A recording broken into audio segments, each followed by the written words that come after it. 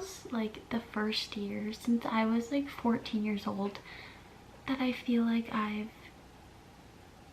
older. I don't know. I think this past year has just been a whirlwind of emotions and new experiences and just learning a lot about myself. I mean, I was just thinking about it. In the past year, I lived in New York, I graduated college, I moved out, I moved back home, I got a job, and that's like a lot in a span of not even a year, like 8 months. It's March 4th, it's 10:37 at night. My birthday was March 2nd, and I had such a nice birthday. I have dreaded my birthday for the past 7 or 8 years. Something has always gone wrong and just has been so miserable, and this was the first year in a very long time that I did not cry on my birthday. I had such a nice time, and I got to spend time with some of my family and have my birthday cake, which I might have to eat a piece now even though it's so late, but it sounds so good. This upcoming weekend I'm going away with my mom to we're gonna go stay at the beach for the weekend, which will be really exciting. I think I might do a little bit of vlogging. I only posted like one video, but it's been so nice to have like a fun creative outlet, even if it's like not anything groundbreaking. As a kid, I always enjoyed like editing videos, and I did like in high school and stuff, but a lot of them never saw the light of day. But I just always kept them. But I wanted to kind of just talk about like some habits that I've been trying to incorporate into my life the past few months, just to make myself feel better. And sometimes it helps and sometimes it doesn't, but I'm a constant work in progress, as is everybody else. But I've been trying to read a lot more. I always thought I was a slow reader, but I just don't think I ever gave myself enough time or prioritized reading. I just did it whenever I felt like it, and so of course it'll take me a really long time to get through a book. But this year I've already read 9 books, which is crazy. And I think when I reach 10, I might have like a little segment where I talk about the books that I read. I have really bad reading comprehension, and so I think it will also be helpful to help me remember and talk about what I read. And hopefully you'd find that interesting. But I've been reading a lot more. I stopped drinking soda, which I never thought would ever happen. But Pepsi is my vice. I would do anything for Pepsi. Not anything. I've only had, well, I haven't completely given up. I've had 4 this year, which that's really good for me. And so that has been fun. I've been trying to cook more. Very easy, basic dishes, but nutritious and filling. And also just trying to be more mindful about what I eat. I feel like I never thought about it before, but when I take the time to think about it, I end up feeling a lot better. So I'm gonna keep doing that. I have been trying to wear sunscreen every day, which obviously I haven't done it every single day, but I've done it almost every single day.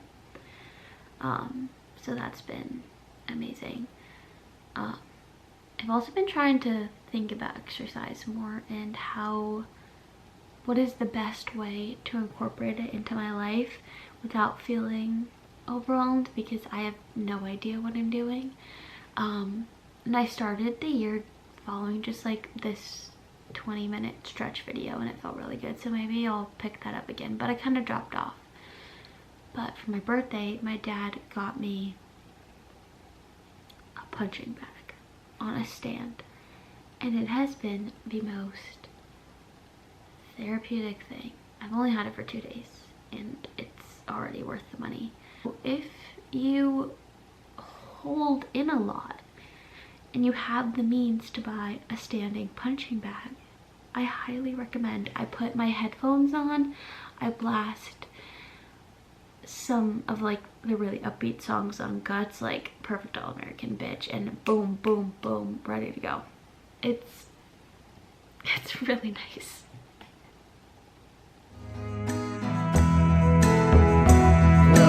It's like it's a little mermaid that says, brings you good luck and keeps you afloat when you sink or swim.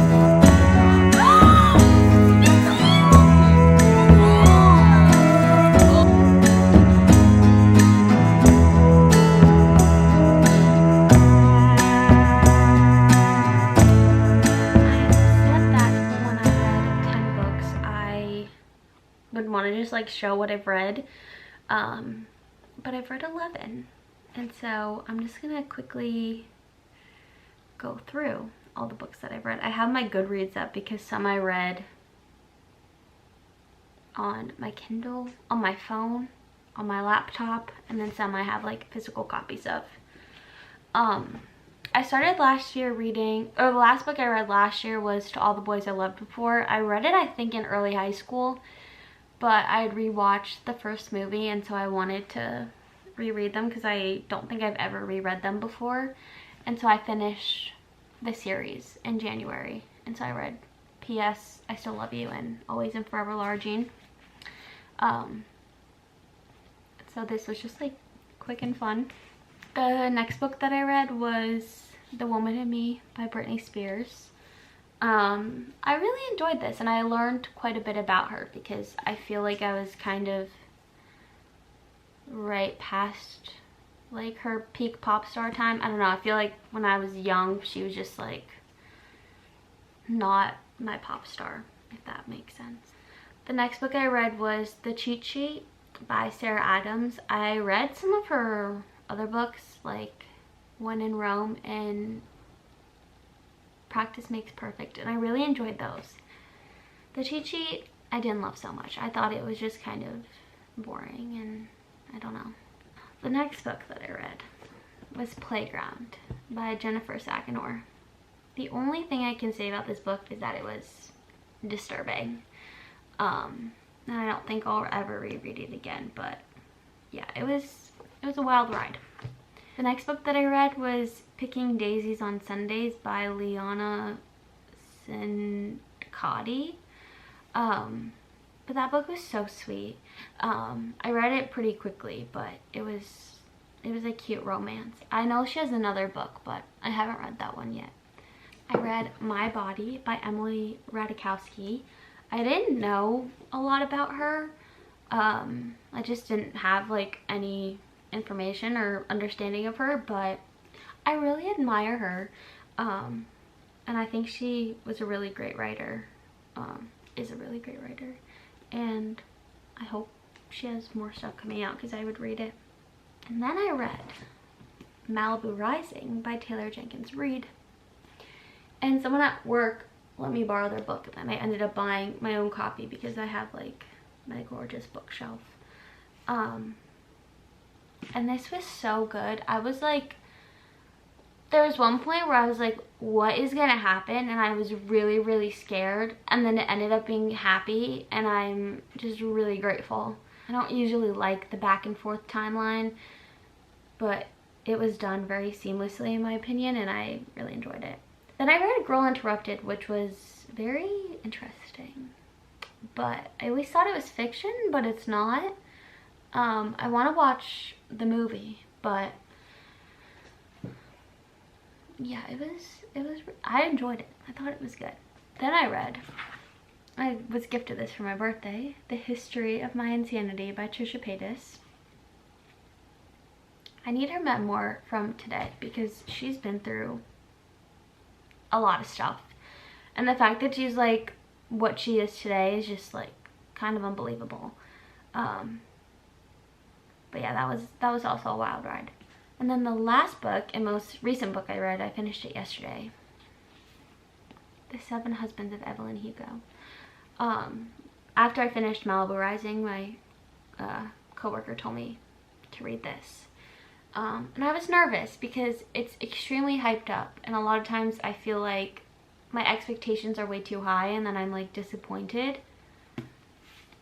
I feel like my expectations weren't high enough. Like, this was incredible.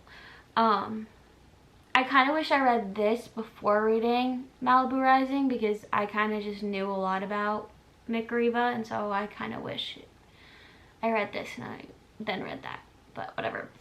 And then today I went to Barnes & Noble and I picked up 2 books. Obviously I picked up Carrie Soto Is Back because this is the only, I know she has other books, but this is like the other one I haven't read in this universe.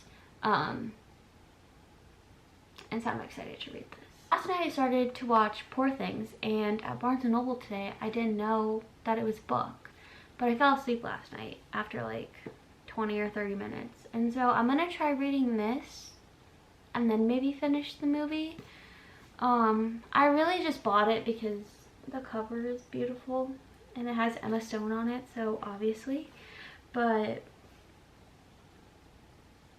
I don't know, I'm excited for this as well. And those are my books.